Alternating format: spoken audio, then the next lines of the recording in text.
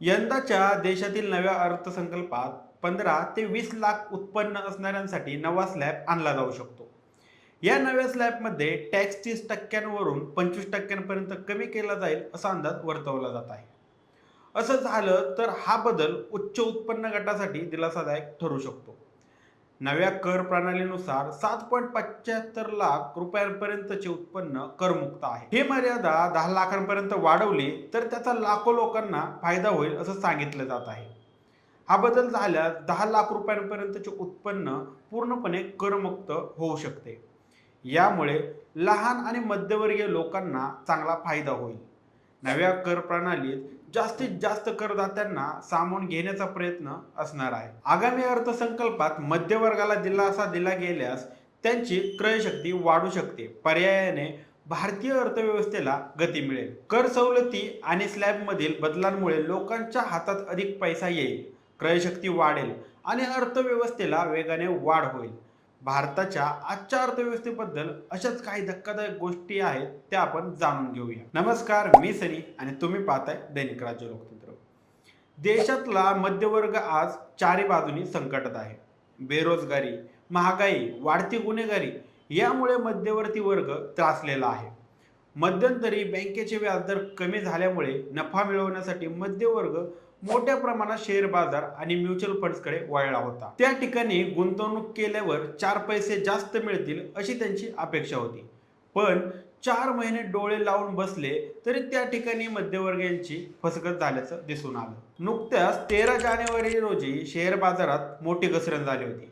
त्यातून शेअरचे मूल्य तब्बल 12 लाख कोटी रुपयांनी घसरले. सप्टेंबरपासून शेअर बाजारात सातत्याने कोसळत आहे. आता काही माध्यमांच्या सर्व्हेनुसार या 4 महिन्यात शेअर बाजारात गुंतवणूक करणाऱ्या गुंतवणूकदारांचे 40 लाख कोटी रुपये बुडले आहेत. यामुळे शेअर बाजारात फक्त श्रीमंत लोक गुंतवणूक करतात असा पूर्वी समज होता. पण आता या 40 लाख कोटी रुपयांच्या तोट्यामुळे हा समज चुकीचा ठरलेला दिसत आहे. विशेषतः मोदी सरकार सत्तेवर आल्यापासून मध्यमवर्गीय मोठ्या प्रमाणावर शेअर बाजाराकडे वळल्याचे दिसून येत होतं. त्यातही म्युच्युअल फंड्सकडे जास्त ओढा असल्याचं दिसून येत होतं. परंतु आता तिथेही गुंतवणूक सुरक्षित नाही असं सातत्याने समोर येत आहे. खरं पाहायला गेलं तर मोदी सरकार सत्तेवर आल्यानंतर शेअर बाजारातील गुंतवणुकीत मिळणाऱ्या नफ्याचे प्रमाण मोठ्या प्रमाणात घटत आहे. तरी देखील मध्यमवर्गीयांना मोदींच्या नेतृत्वावर विश्वास दाखवत शेअर बाजारात गुंतवणूक करण्यावर भर दिला. पण त्यापासूनही या मध्यमवर्गीय लोकांना फारसा लाभ मिळालेला नाही. आता मोदी काळात मिळालेल्या लाभाची तुलना मनमोहन सिंग सरकारच्या काळाशी केल्यास मोदी सरकारची कामगिरी फिकीच दिसते. मनमोहन सिंग यांच्या कारकिर्दीत शेअर बाजारातील गुंतवणुकीतून 179% परतावा मिळाला होता. आता त्या तुलनेत मोदी सरकारची कारकीर्द अगदी डबघाईला आलेली दिसते. मोदी सरकारच्या पहिल्या टर्ममध्ये 61.2% परतावा मिळाला होता.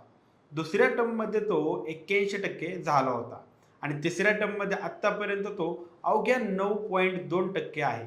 यामुळे सध्या मध्यवर्गी कोंडीत सापडला आहे.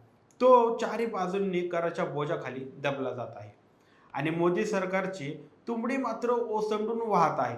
विविध करांच्या ओझ्याखाली मध्यवर्गीय इतका दबला गेला आहे की त्याला आता जगणं देखील अवघड झालं आहे.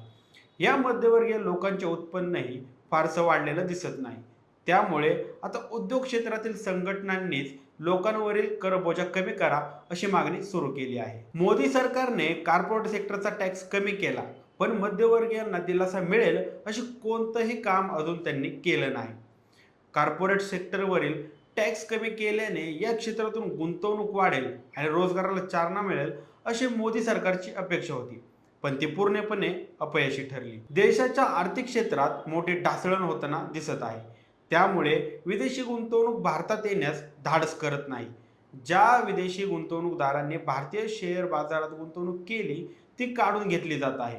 बाजारात मागणीच नसल्यामुळे त्याचा थेट परिणाम निर्मिती क्षेत्रावर होत आहे. आता त्यात सोने पे सुहागा मानायचं तर निर्यातही कमी होत आहे. विविध कंपन्यांच्या मालाला देशांतर्गत उठाव नाही आणि त्यात भर म्हणजे रुपया रोज नीचांकी पातळी गाठत आहे. डॉलरच्या तुलनेत रुपयाने 86 रुपयांचा टप्पा ओलांडला आहे. याचा मोठा परिणाम भारतीय अर्थव्यवस्थेवर झाला आहे. देशातील गरिबांची मोदींना फारशी चिंता नाही असे यातून तरी जाणून येत आहे. त्यांना अदानी अंबानी जवळचे वाटतात. देशाचा राष्ट्रीय विकास दर निराशाजनक कामगिरी करताना दिसत आहे. मागच्या आर्थिक वर्षात GDP 8% अधिक होता. यंदा तो 6.4%वर घसरला आहे. केवळ आपण जगात तिसरी आर्थिक महासत्ता होऊ अशा घोषणा दिल्या जात आहेत, पण देशांतर्गत होणारी आर्थिक ढासळण नजरअंदाज केली जात आहे. सध्या केंद्रातील सरकार उत्तर प्रदेशातील महाकुंभमेळा आणि दिल्लीतील विधानसभा निवडणुकीत गुंतलेली आहे. त्यामुळे मध्यमवर्गीय रामभरोसेच आहेत. आगामी अर्थसंकल्पाकडे ते आशेने पाहत आहेत. त्यांना दिलासा मिळेल का असा मोठा प्रश्न उपस्थित होत आहे. बाकी आता भारतामधल्या अर्थव्यवस्थेवर तुमची मते काय आहेत आम्हाला कमेंट करून नक्की कळवा. आणि जर दैनिक राज्य लोकतंत्र चॅनलवर नवीन असाल तर चॅनलला सबस्क्राईब करायला विसरू नका. धन्यवाद.